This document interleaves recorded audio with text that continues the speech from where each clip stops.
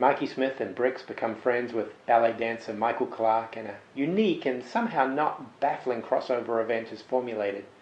The Fall writes the music to a modern ballet loosely about Dutch warlord William of Orange, and even as Marky Smith is beginning to unravel personally with pills, alcohol, and a deteriorating marriage, he contributes to one of the Fall's real high points. The LP version of the ballet is I Am Curious Orange, the title a play on the notorious early 70s Swedish movie I Am Curious Yellow. Most of the music was written by Brix and Steve Hanley and brought along fully formed. The only change to the lineup was Simon Rogers leaving. He'd return later as a producer. The LP features several callbacks to earlier songs. Hit Priest and Bremen Nacht Alternative both appear in amended form. For all the talk of the huge number of people who've been in the Fall, there was significant stability through most of the 1980s.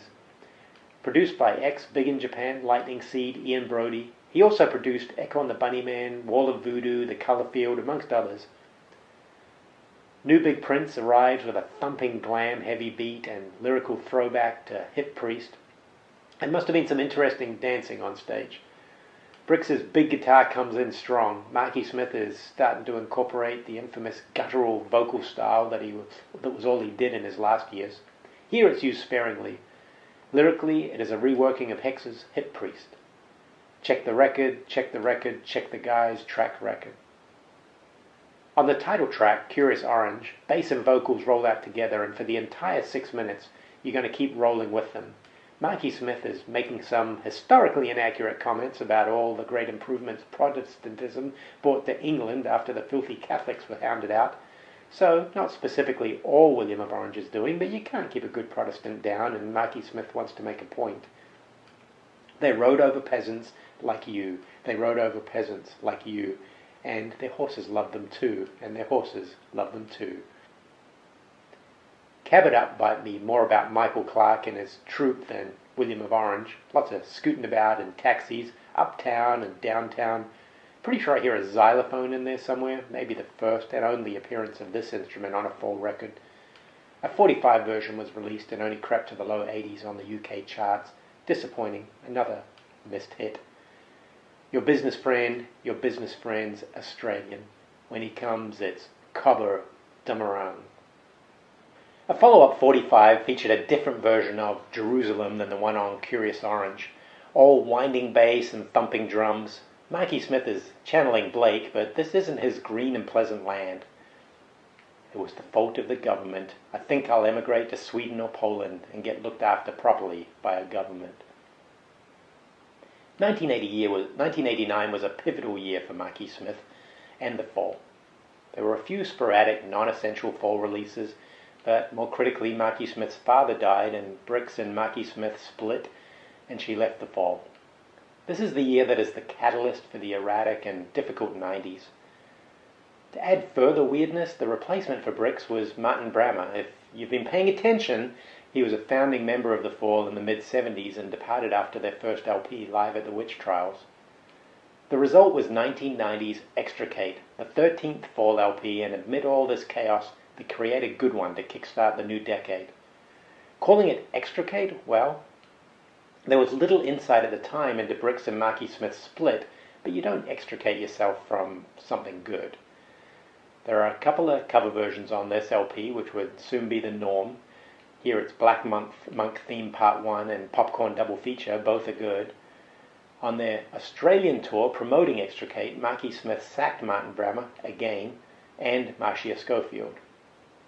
No More Beggars Banquet, the Fall are on Fontana, their major label debut.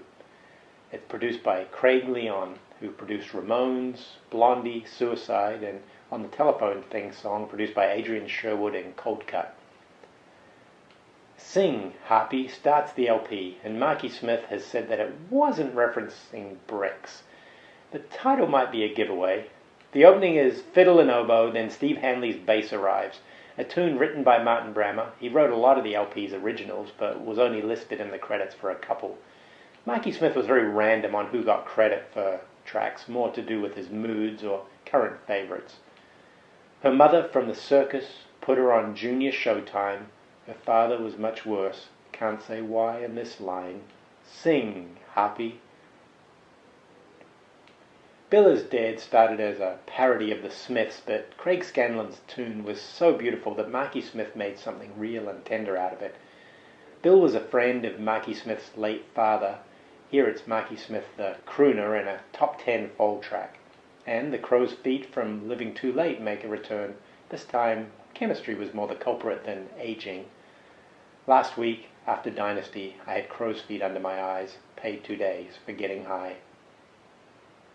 Telephone Thing was written with electronic duo Cold Cut. Marky Smith had contributed to their LP, but didn't like what they had done with this tune, so he brought it back to the group for them to make something out of. The dance rock groove has taken hold. Apparently, Marky Smith truly thought his phone was tapped. Another connection with the equally paranoid author Philip K. Dick. Fewer and fewer standalone 45s are being released. This was issued as a single with the wonderfully titled British People in Hot Weather on the flip. How dare you assume I want to parlez-vous with you? White Lightning is a standalone single, a raucous, well-done version of the early rockabilly George Jones classic. A Marky Smith favorite, and it stayed in the Fall live shows much longer than his own classics. The LP Shiftwork came out in April 1991. The Fall is a four-piece for the first time. Marky Smith, Steve Hanley on bass, Craig Scanlon guitar and keyboards, and Simon Wollstonecroft on drums. It had also been a few years since there had ever been no women in the group. With three sisters, Marky Smith was raised in a house full of women, and female musicians feature strongly in the Fall's history. Shiftwork is patchy, but it does contain at least one classic, and the shift work to more repetitive dance-oriented rhythms were often successful. The album title perhaps reflects the lack of engagement on the LP. It was merely shift work for Marky Smith. Also, the blight of the CD was taking hold on the Fall, as it did with a lot of artists. The extra running time was hard to fill and was often a burden. A 35-minute LP, on the other hand, would have been perfect. Grant Showbiz is back to produce. Edinburgh Man is the track that a lot of Fall fans use to entice the uninitiated, and while it's not unique in the Fall catalogue, it's still pretty atypical. Gentle, crooned, and without any cynicism or obfuscation in the lyrics. Even Bill Is Dead, which I'd put in the same category, is not completely transparent lyrically. Edinburgh Man, however, can be taken straight.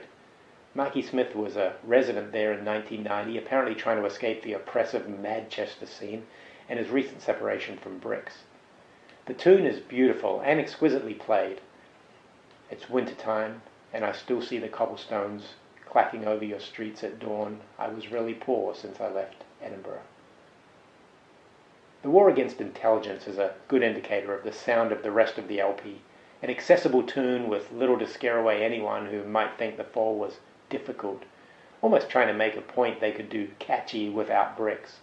The song was mooted to be the title track of the LP, but was switched when the Gulf War broke out. The harmonies are great and some pointed and funny lyrics, but not as vitriolic as Marky Smith had been about the trendy crowd at other times. You think your haircut is distinguished when it's a blot on the English landscape. High Tension Line was released as the 45 off the LP. It was not on the original vinyl, but on the CD and cassette. A galloping beat with Scanlon's guitar playing, reminiscent of Brick's era Fall. A good, catchy 45 that sets the tone nicely for anyone wanting a sampler of the LP. Marky Smith did have to put a Christmas song on the B-side to make an end-of-year release palatable to the record company. And please, excuse my words, I'm wandering. High Tension Line. For 1992's Code Selfish, the lineup is fleshed out with Dave Bush coming in on keyboards and sequences, and the LP is much better for his electronica. This album hits hard, mostly as a tonic to the grunge boom, striking at about the same time. Not a reaction to it, though, so much as Marky Smith showing that the Fall were not going to be left behind. This isn't to say that the melody was forsaken altogether, but after the lightness of touch on the previous two LPs, this one packs more of a wallop. Marky Smith in particular sounds re-energized after not always appearing engaged on Shiftwork. Produced by ex-member Simon Rogers and Craig Leon. The Birmingham School of Business School is a title that makes me smile every time I hear it. The song starts with a church bell that morphs into a magnificent clatter. Marky Smith's voice is already starting to evolve. You'll often hear heavy smokers' voices get husky with age. Add that to Marky Smith's excessive and constant drinking, and you're hearing the beginnings of the slurred, guttural yelp that defined his vocal style for the latter part of his life. We're not quite there yet, though. Here it's slurred, but you can still decipher individual words, or at least as much as you've ever been able. The growl at about the 4-minute mark is a pointer to later songs. Marky Smith loves making that noise. Dave Bush's beats dominate this track, but he gets great support from the more traditional instruments. Craig Scanlon in particular weaves some wonderfully wild guitar magic.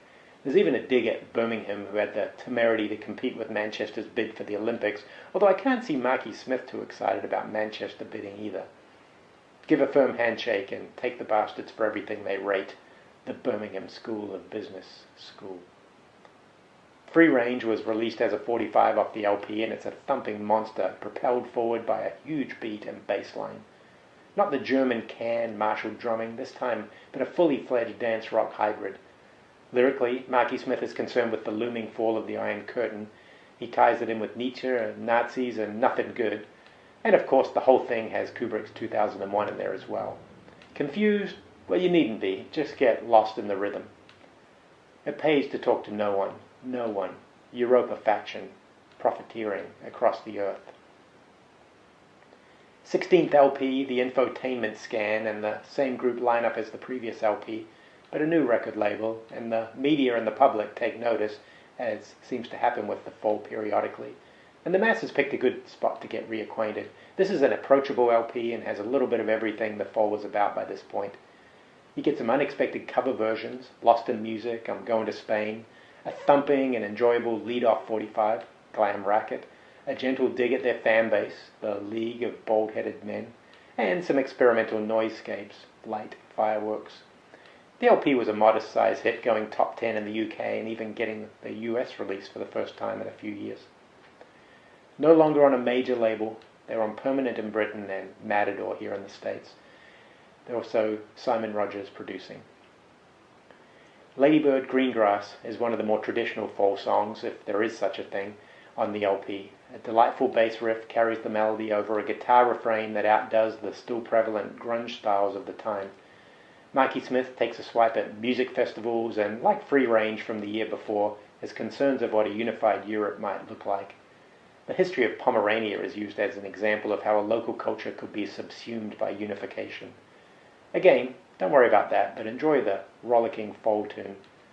Pomerania is burning down, your family is gone, shot dead, get right out of it, see the epaulette. Paranoid Man in a Cheap Shit Room takes its title from a Twilight Zone episode, Nervous Man in a $4 Room. Marky Smith was in his mid-30s when this was released, and this is his age-appropriate vision of mid-30s, possibly chemically aided, paranoia. This time, the bass is doing the more traditional job of holding the foundation, aided and abetted by one of Simon Wollstonecraft's best drum workouts.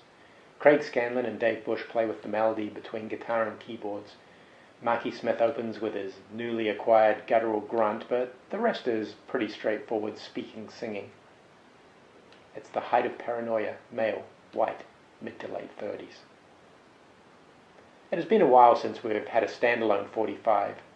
Why Are People Grudgeful is not so much a cover version as a retelling, a combination of two songs that Lee Scratch Perry was involved in, People Funny Boy by LSP and People Grudgeful by Sir Gibbs.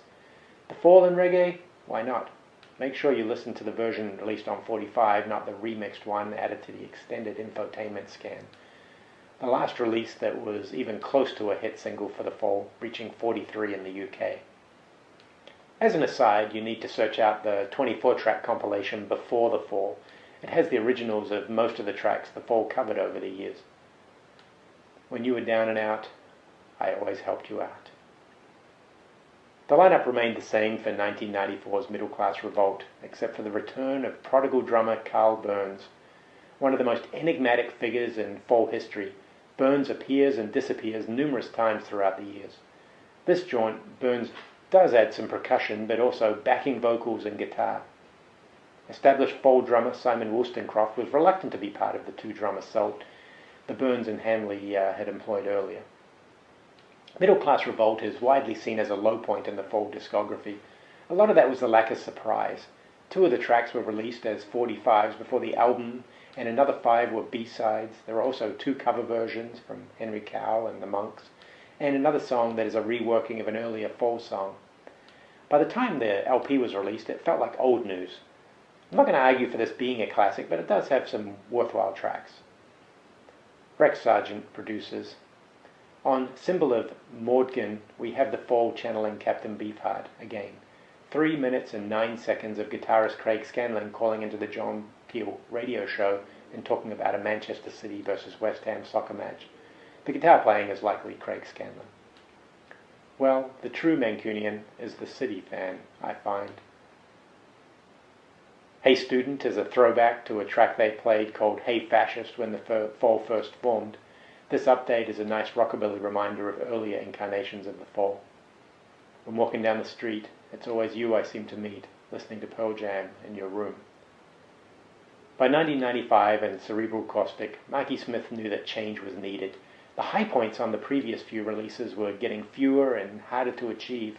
More critically, the 38-year-old Marky Smith was no longer the go-to intellectual for the broadsheets. This was Marky Smith living a real-life knife-in-the-water existence. Newer groups were becoming more successful, imitating the Fall than the Fall ever were. Time for a change then, before the Fall get accused of being a pavement rip-off. Desperate times call for desperate measures. Ex-wife Brick Smith is back in with an arrangement that allowed her to remain living in Los Angeles and fly in for concerts or recordings. Dave Bush is still on board, but his influence was waning. His days were numbered. The LP that came out of all this is one of the Fall's weakest. It's palatable, if it's palatable at all, it's the return of Brix. For Bonkers in Phoenix, Brix contributed what she believed was the best song she'd written to that point, a gentle ballad that had significant personal meaning for her. She was digging deep. She handed the recording over to Marky Smith for the group to flesh out. Either through spite or genius, Marky Smith took her tape, sped up Brix's vocals to the point of absurdity, and layered it with numerous noises and phrases of dialogue. In Marky Smith's opinion, Brix had handed him a bland song that reminded him of all the mediocre bands that get stage time at festivals. In this case, the Glastonbury Phoenix Festival. So Smith transforms it into a song you might hear trapped between 2 festival stages as the sounds mix together, possibly under the influence of some chemical. Would all the people who want vegetarian burgers go on the left, and all those who want meat burgers go on the right? For the Light User Syndrome LP, Brix is still there, but Dave Bush is officially out. Ex-Martin Hannett prodigy Julia Nagel arrives. She had been the engineer on Ben Sinister.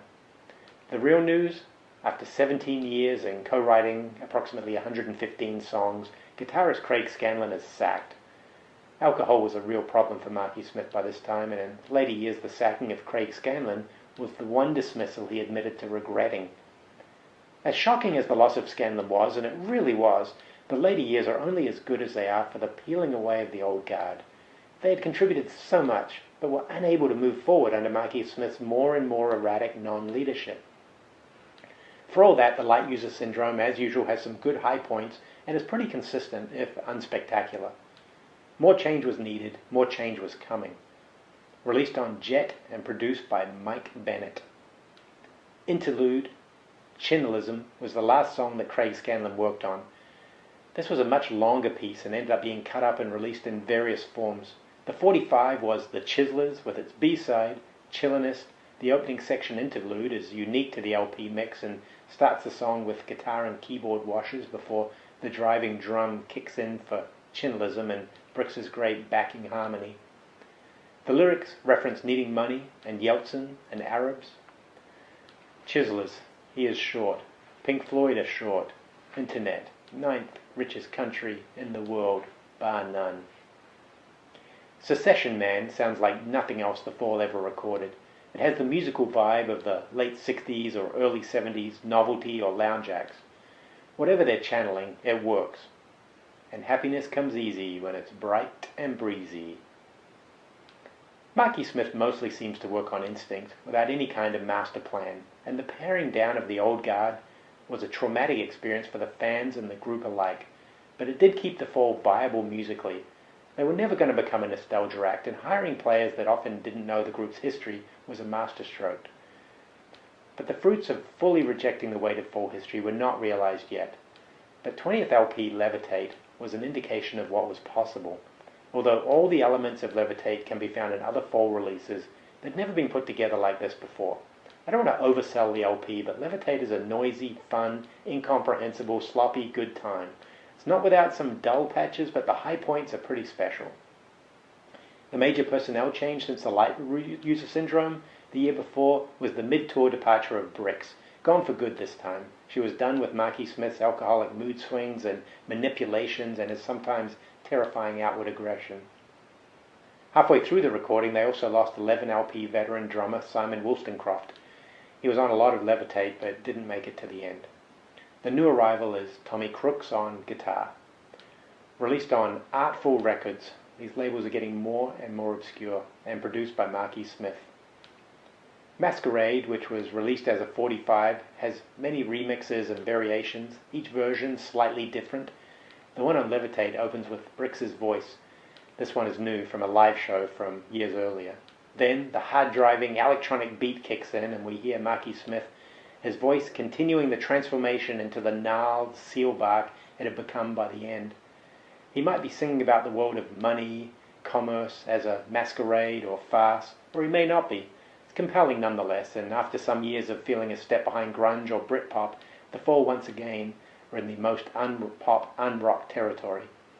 These are not the organized electronics that Dave Bush incorporated earlier, but loose, chaotic, and often glorious.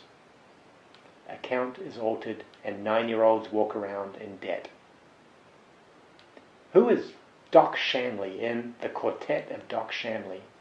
This song is all bass. It's Doc S. Hanley, and it's monumental. Hanley's bass line is pretty much lifted note for note from the Osmonds' Crazy Horses. The words are a weird duet between Julia Nagel and Marky Smith who overlap with each other until a third voice appears briefly. I have no idea what they're talking about, but I love the way they say it. You'll know what I mean when I say recipe. Levitate and 1999's The Marshall Suite, the past was severed. During a concert in New York City, Marky Smith was more belligerent than usual on stage. There had been an altercation backstage with Julia Nagel. Marky Smith sported a black eye, started pushing over drums, twiddling with the volume on the amps, etc. All things he'd been doing for years, but for some reason it pushed veteran drummer Carl Burns over the edge and a fight broke out on stage. The gig became a shambles. Carl Burns, Steve Hanley, and the newly recruited Tommy Crooks left the stage and left the Fall. The myth that has developed around the Fall and its constant turnover of musicians is usually wildly overstated. For the majority of the Fall's existence, they had long periods of lineup stability. This was not one of those times. Carl Burns first played with Marky Smith in 1977. He'd been in and out of the band ever since. More momentously, Steve Hanley was gone. It could be argued that he was as much the Fall as Marky Smith. He had joined June 1979 and played on every LP since. The past had been severed. Marky Smith and Julia Nagel finished the gig as a two-piece. Marky Smith was arrested after they left the stage and spent a couple of nights in Rikers. It was in that shadow that the Marshall Suite was recorded, with Nagel and a bunch of fresh recruits. As disappointing as how it happened, if there was an argument to be made that new players were needed, this LP would be it. A much more enjoyable collection than most of the 90s releases. It has a couple of covers, an old rockabilly tune, Foldin' Money, and the Saints classic, This Perfect Day. Produced by Steve Hitchcock. Touch Sensitive's wildly catchy guitar refrain kicks things off, followed by Marky Smith and his "Hey, hey, hey, hey" chant. Another hit 45 that should have been. They have a lot of those. Far more straightforward than what you might expect from a Fall tune at this stage, and infectious. Not just the playing, but the enthusiastic backing singing. The Fall sound refreshed and rejuvenated. They say, what about the meek? I say, they've got a bloody cheek, vanity and presumption. Birthday Song is a beautiful piece of music written by Julia Nagel originally for her sister's birthday. Marky Smith recites a poem of his creation over the music. One of the most beautiful pieces the Fall ever created. Marky Smith's enigmatic poem lyrics are just perfect, possibly about someone dying with references to the other side and pains. An unexpected gentle gem, especially this late in the game. And in dreams I stumble before you, knees knocked as you evaporate. The Unutterable in 2000 features the same lineup as the Marshall Suite, and the first Fall LP since Ben Sinister in 1986 to not feature a cover version. In many ways it's an extension of the Marshall Suite, the new lineup now a little more established. Julia Nagel brings the melody as she has for the last few LPs. The Unutterable continues the upturning consistency, even if rarely meeting the high points of earlier years. We do, however, get more experimental tracks than we have for some years, including a spoken word track, Unutterable, a track written and sung by the guitarist Neville Wilding, Hands Up Billy, and a reworking of the great free-range riff from Code Selfish, Das Caterer, and the first Fall jazz track, Pumpkin Soup and Mashed Potatoes. Only Tony Friel had hung around. There are a couple of full-on Fall experimental electronics, a two-line couplet, mid-watch 1953, possibly about British nuclear testing in Australia, and twin overlapping vocal lines over a compelling electronic semi-melody in Devolute. Grant Showbiz is back to produce, and it's released on Eagle Records. Dr. Buck's Letter rides on a tom-tom beat, fuzz-drenched bass, and Marky Smith's growling tale of a man realizing regretfully he has insulted a friend. To distract himself from the stress of that faux pas, he picks up a magazine. Here he reads The Essence of Tong. The amusing checklist that Marky Smith closes the song with is from a magazine article from a free Virgin Trains magazine, Hotlines number 8 from August 1999. The article is a list of Radio 1 DJ Peter Tong's favorite things, and Marky Smith reads it pretty much verbatim. I lost my temper with a friend, mocked him, and treated him with rudeness, and though I tried to make amends, feel I miss him and walk a dark corridor. Serum also features the fuzz-drenched tom-toms, again this time paired with electronics and a seriously distorted guitar. Marky Smith's delivery is less guttural. The lyrics are not lengthy but quite cryptic. It seems he possibly needs a serum to help dispel his attraction to curvaceous women. Many have found pleasures in curvaceous women, their undulating curves, upper and lower, but what I really need is a glass of cold water. The serum gives results. LP 23 is Are You Are Missing Winner? Yes, that is the actual title. That extra R has never been fully explained, but it would look weird without it now. In the year since The Unutterable, Marky Smith has sacked the entire group and started again. This LP has a more garage rock feel, possibly the Ed Blaney influence, who had a big hand in this LP. Cover versions return, Lead Belly's Bourgeois Town, and an Ardeen Taylor song, Gotta See Jane. Also, a complete reworking of one of Iggy Pop's wilder numbers, originally titled African Man on New Values, here transformed into Ibis Afro Man, a weird song by pop standards, turned even weirder with snatches of Race with the Devil by Gene Vincent and a 1-second snatch of the Fall's birthday song. Not a bad LP, but not one of my favorites. Ed Blaney produces on Cog Sinister, Marky Smith's own imprint. The LP was released a couple of months after 9/11, so the lyrics on Crop Dusk about skyscrapers and World War I gained some press attention, but that isn't why you should listen to it. It's the obvious high point of the LP, a tune with a muffled beat, bass and drums merged into a low rumble with a clean, clear guitar refrain coming and going. Marky Smith's vocals have an air of something ominous about to unfold, but what that might be I'm still open to discovering. The editor, bedraggled, stumbled, some hurt, some dazed, with film crew, their equipment strewn on the new development. Susan versus Youth Club is a wonderful standalone 45.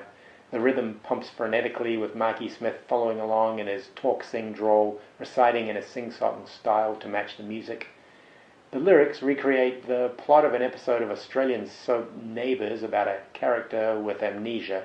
Somehow it also manages to incorporate the true tale of Marky Smith leaving his teeth in a cab he was sharing with Badly Drawn Boy. Reading book, I had no teeth to talk about on that day. Badly Drawn Boy had confiscated them. 2004, and rough mixes of the album, to be called Country on the Click, were leaked. Marky Smith wasn't happy with the mix in any case. So, when the LP was released, we had new mixes and a great title, the real new Fall LP, formerly Country on the Click. Dave Milner is the new drummer since the previous LP, and Mikey Smith's third wife, Eleni Polo, joins on keyboards and backing vocals. So here we are in 2004, 25 years into the Fall, and they release a record that can be held up with the greatest they've produced. Always down, never out. There's a UK track listing and a US one, 2 extra tracks on the US release, and some slightly different titles and mixes, but the result is the same, a classic LP. This is a group performing with confidence and creativity. The goals may not have been as lofty as earlier in their history, but the LP is not without its experiments. Mikey Smith's voice is still a flexible instrument, and he sounds focused and as coherent as he has for years. Self-produced and released on Action Records in Britain, there is a great video about the Action Record store in Preston if you search. Theme from Sparta FC or Sparta 2XX on the US release is a madly infectious tune, making another genuine Fall earworm. Singing about Greek soccer fans with some verses sung by Eleni in her native Greek. Sparta FC, by the way, is not a real soccer club. We have to pay for everything, hey, but some things are for free. Hey, we live on blood, hey, we are Sparta FC. Contraflow is urban meets the rural as the Fall drives through England's rolling countryside. Mikey Smith does not disguise his distaste for country living. The routine of having to pick up one of the Fall's previous drummers in some rural hideaway had quite an impact on Mikey Smith, enough to create this great tune. I hate the countryside so much. I hate the contraflow so much. Janet vs. Johnny stands out in an LP of catchy, upbeat, riff-heavy tunes. Definitely you should give some time to this gentler side. A beautiful guitar piece that Mikey Smith almost croons over, called Janet and Johnny plus James on some releases. A late period musical beauty, the calm before the storm possibly. I don't know what Mikey Smith might be singing about, but it is captivating. Dearest Lord, hear me now, Janet and Johnny coming over the mountain from New Guinea. A lineup reshuffle for 2005's Fall Heads Roll, LP 25. Not quite as good as the previous LP, but this continues the great rise in quality. The last LP to include songs that got a Peel session work out in advance to iron out the kinks, or add the kinks back in, I suppose. John Peel died in 2004. One of the Fall's greatest traditions, the Peel sessions, died with him. Hard to get now, but search out the complete Peel sessions BBC radio recordings. 24 sessions from 1978 to 2004, 78 songs, alternate versions of the official releases, cover versions found nowhere else, many versions that equal or better than their well-known counterparts. The LP Fall Heads Roll is a noisier beast than its predecessor, which is the direction the group is heading. Recorded in New York City, and Mikey Smith was back to his old disruption tricks, this time with speed rather than alcohol, and the lineup that had held for a couple of LPs was starting to fracture. Slogan Records in Britain, and produced by Simon Ding Archer and Tim Gracielands. Midnight in Aspen and Aspen Reprise are 2 separate tracks, but like Winter, Maxi Hostel, Winter 2, back on Hex, they belong together. The gentler side of Fall Heads Roll, an impressionistic homage to the recently departed gonzo journalist Hunter S. Thompson, who lived near Aspen. He aims the highest bested powered rifle at the stars. Orion, it bounces off the satellite. He was lucky this week. Midnight. Blindness is a late period Fall classic. The Peel session is considered the best take of this track, but the LP version is no slouch either. A grinding, relentless rhythm that builds in intensity until it becomes a thrashing, growling, overwhelming wall of sound. Another one for the late night, darkened room and headphones. Possibly about blind British Labour politician David Blunkett, a hard-nosed, cruel, right-leaning Labourite. There's a lot to sift through, though, in the lyrics. Like the much-quoted 99% of non-smokers die line. But just let the waves of blindness wash you away and worry about meaning later. And the poster at the top of the street said, "Do you work hard?"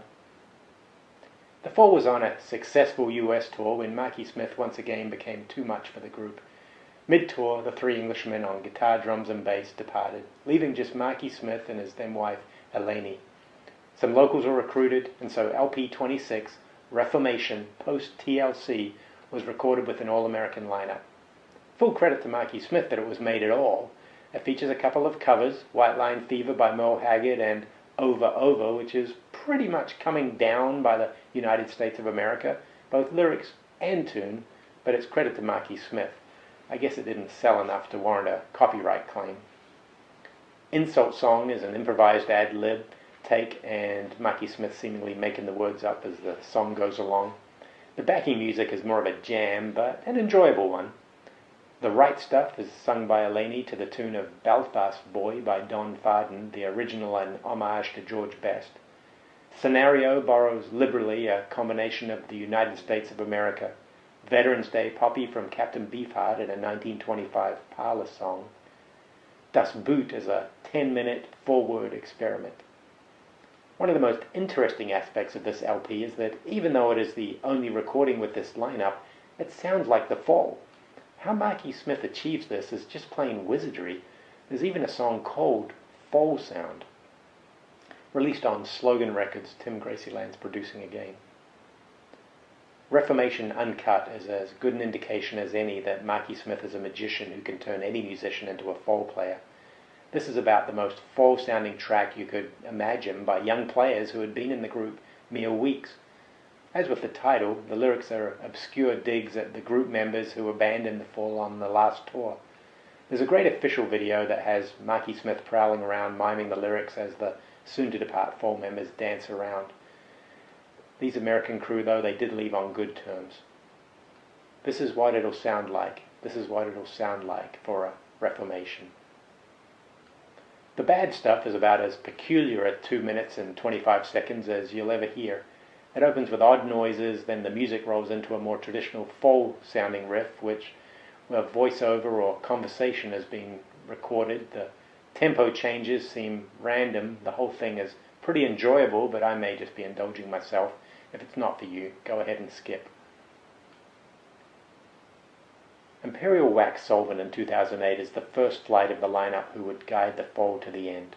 Peter Greenaway, guitar, Dave Spur, bass, Kieran Melling, drums, with Marky Smith and Eleni. This is a raucous, varied, and solid collection. It was a good starting point for them. On Sanctuary Records and produced by Grant Showbiz, although he was not happy with the released mixes, and a newly expanded edition includes the Showbiz approved mix.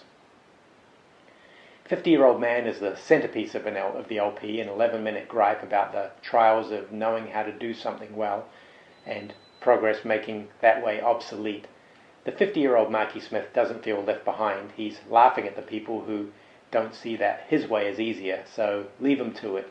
He repeats numerous times that he is happy. As far as listening and enjoying this is the point on the Fall journey that you're forced to find an ear for Marky Smith's 21st century vocal stylings. And by stylings, I mean the phlegmy, deep growl that comes from the lower depths of Marky Smith's psyche and throat. It's easily the most challenging thing about the Fall's last decade. If all this sounds too much, just hang out for the banjo interlude. Go down Manchester town, can't navigate it, man. Tourig is a wonderful electronic music contribution by Eleni. Muffled vocals by an unknown male voice just add another texture to the hypnotic soundtrack. They're all asleep. It's night time. It's my time. LP 28, Your Future, Our Clutter, arrived in 2010. It is a hard-thumping, beat-driven release, and the pop sensibility is no more. On a couple of tracks, the relentless rhythms give way to collapsed soundscapes, Cowboy George, but most often these songs are designed to shake your walls and, if played loud enough, your teeth. The one exception is Chino, which is deconstructed Fall from start to finish. Produced by Ross Orton, who has worked with Arctic Monkeys, MIA, and played drums on Jarvis Cocker's solo LP. OFYC Showcase, the lead-off track, is a great sampler for the LP. OFYC Showcase being Our Future, Your Clutter. This straight-ahead percussive tune is steeped in everything good about the LP. Toxic, I'll blend. For all my talk of unrelenting, bone-rattling rhythms, the album isn't without its introspective elements. Weather Report 2 is a melding of a piece of acoustic music with an existing electronic recording. Marky Smith wanted his vocals to be the link He intended fewer vocals, but ended up loving the final result, and I'm with him. An uncompromising song that deserves close attention. If the backstory adds anything, this was around the time of Smith's first cancer diagnosis and treatment. If there's any sentimentality, it is as a listener hearing the poignancy of the line, "You gave me the best years of my life," and linking it to "Bill is Dead" from 20 years earlier, and "These are the greatest times of my life." The double tracking of Marky Smith's voice wasn't used very often by The Fall. Hearing it here makes you wish they'd done it more often. I watched Murder, She Wrote at least 5 times. The cast deserved to die. Ersatz GB is the follow-up and was not well received, and with good reason. I'll pick a couple of high points for you, but be aware that it's mostly generic hard rock with Marky Smith growling over the top. Produced by ex-Fall member Simon Archer, released on Cherry Red. Happy Song has Eleni singing, and if you try to sit through this whole LP, you'll be very relieved when she arrives. Her fragile, accented vocals with Marky Smith in the background works well, and the group is playing more of an actual tune rather than the ersatz heavy metal that populates most of the rest of the LP. If I can see, and you can see, why can't they see, as we drove through Australia? I've seen them come as a can-like in its repetition. There's no doubting that the Fall know a good riff when they find one, and when they do, they latch on and won't let go. Like a lot of ersatz, though, this lacks the groove of early incarnations, like even Blindness. The lyrics list locations, possibly from recent tours. Some seem made up, a kind of stream of consciousness rhyming. Maybe that is where the meaning lies, the repetition of sound and places blurring together, much like being on tour. Auckland, Brisbane, I've seen them come, I've seen them go. We just made it past my least favourite Fall LP, but I don't want to seem that I'm bashing the players. This group of musicians are solid and most likely following Smith's direction well. It's just not a style I gravitate to very often. The following year, a 6-song EP, The Remainder, was released, then LP 30, Remit, with Marky Smith producing.